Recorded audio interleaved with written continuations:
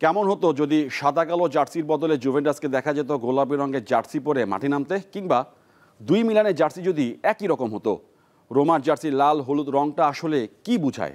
বিশ্বের বিখ্যাত ক্লাবগুলোর জার্সির পেছনে গল্প নিয়ে দুই পর্বের প্রথমটিতে আজ থাকছে Italian Syria club Juventus, Ruma, AC Milan এবং ইন্টার মিলানের গল্প।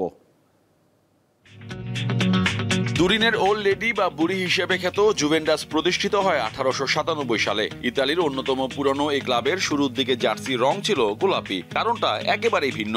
তখনকার জুভেন্টাসে বেশিরভাগ খেলোয়াড়ই ছিলেন ম্যাসিমো ডি আজেগ্লিও ক্লাসিক্যাল হাই স্কুলের ছাত্র। স্থানীয় ক্রীড়া প্রেমীদের উৎসাহে ছাত্ররা মিলে তৈরি করেন জুভেন্টাস ক্লাবটি। ফলে আর্থিক সচ্ছলতা না থাকায় জার্সি কেনাটাও ছিল ব্যয়বহুল এবং কষ্টসাধ্য।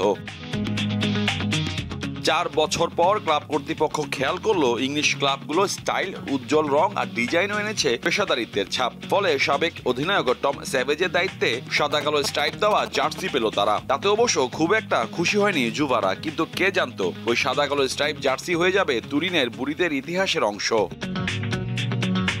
তুরিন থেকে এবার 671 কিলোমিটার দক্ষিণ পূর্ব দিকে রোম শহরে যাওয়া যাক। জুভেন্টাসের মতো অত সফল না হলেও ইতিহাস আর ঐতিহ্যে রোমা থাকবে ইতালির শীর্ষ ক্লাবগুলো তালিকাতে। রোম শহরে ঐতিহ্য সাদা রংকে ভিত্তি করে 1927 সালে ক্লাব প্রতিষ্ঠার শুরুর দিকে কিটের রং ছিল পুরো সাদা। মাত্র 2 বছর পরেই জার্সি রং বদলে হয়ে যায় গাঢ় মেরুন লাল ও উজ্জ্বল সোনালী হলুদ রং। ফলে রোমার ডাকনাম হয়ে যায় জাল্লোরোসি। সেই সাথে রোমান সাম্রাজ্যের আভিজাত্য আর মর্যাদাও ফুটে ওঠে।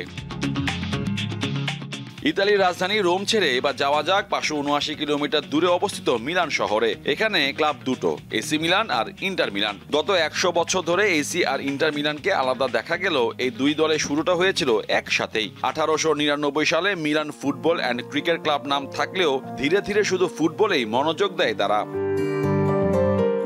কিছুদিন পর ক্লাবের দুই অংশের মধ্যে ব্যাপক মতানৈক্য দেখা দেয়, যার কারণে 1908 সালে গঠিত হয় ফুটবল ক্লাব ইন্টারন্যাশনাল মিলানো, যা বর্তমানে ইন্টার মিলান নামে পরিচিত। ক্লাবের আগের অংশটা নাম পাল্টে পরিণত হয় এসি মিলানে। শুরুর দিকে মিলান ফুটবল অ্যান্ড ক্রিকেট ক্লাবের লাল কালো জার্সির রংটা এসি মিলান রেখে দেয়।